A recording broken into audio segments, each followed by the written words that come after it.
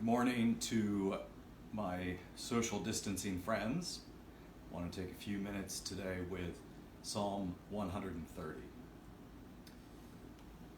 Out of the depths I cry to you, O Lord. O Lord, hear my voice. Let your ears be attentive to my cry for mercy. If you, O Lord, kept a record of sins, O Lord, who could stand? But with you there is forgiveness, therefore you are feared. I wait for the Lord, my soul waits, and in his word I put my hope. My soul waits for the Lord more than watchmen wait for the morning, more than watchmen wait for the morning. O Israel, put your hope in the Lord, for with the Lord is unfailing love, and with him is full redemption. He himself will redeem Israel from all their sins. I like to think of Psalm 130 as a skirt stake scripture. In other words, if you just sort of run through this, slap it on for 2 minutes, you're not going to get much out of it. But if you stay with it for a while, if you let it marinate in your heart and in your mind, there is a really rich experience with God that will come out of it. Out of the depths I cry to you, O Lord. Psalm 130 is one of those psalms called a song of ascents. So the people, as they were walking up from Jericho to Jerusalem on their way to celebrate the Passover, for example, they had a set of psalms that would help them on their journey, and this was a tough journey and one that required perseverance, and that's really what many of us are facing right now.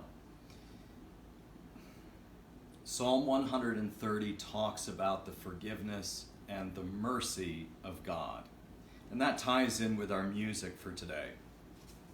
There is a crusty British journalist by the name of Francis Spufford who put out a book called Unapologetic: Why, Despite Everything, Christianity Can Still Make Surprising Emotional Sense. If you have a friend, or perhaps you yourself are someone who thinks evangelical Christianity is only for uptight Republicans like myself, I would recommend this book because it is rollicking, it is surprising, it is... I've just not found anything else like it. I certainly don't agree with everything in it, but the first 2 chapters are amazing. Spufford has spent a night in a knockdown, drag-out fight with his girlfriend or wife or whatever, and it looks like, and it's over something that's his fault, and he's devastated, and he's not a Christian at this point, but here's what he says. He goes to a cafe to write, because that's what he does, and he's sitting there feeling miserable. And then the person serving in the cafe put on Mozart's Clarinet concerto, the middle movement, the Adagio. If you don't know it, it's a very patient piece of music. It goes round and round in its way, essentially playing the same tune again and again, on the clarinet alone and then with the orchestra, lifting up the same unhurried lilt of solitary sound, and then backing it with a kind of messageless tenderness in deep waves when the strings join in. It is not strained in any way. It doesn't sound as if Mozart is doing something he can only just manage, and it does not sound as if the music is struggling to lift a weight it can only just manage. At the same time, it's not music that denies anything.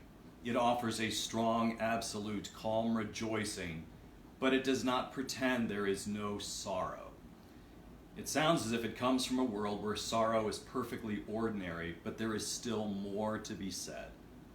I've heard it lots of times, but this time it felt to me like news. It said, everything you fear is true, and yet, everything you have done wrong, you have really done wrong, and yet. The world is wider than you fear it is, wider than the repeating rigmaroles in your mind. And it has this in it as truly as it contains your unhappiness. Just listen. Let yourself count just a little bit on a calm that you do not have to be able to make for yourself, because here it is, freely offered. You are still deceiving yourself, said the music, if you don't allow for the possibility of this. There is more going on here than what you deserve or don't deserve. There is this as well.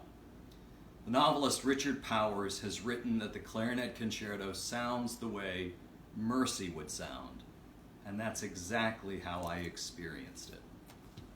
So today, let me encourage you. In the 20 seconds that you spend washing your hands, who knows how many times, instead of singing happy birthday to me twice or 3 times or whatever, instead just take a moment to say, out of the depths, I cry to you, O Lord. With you there is forgiveness, and therefore you are feared. God bless you today.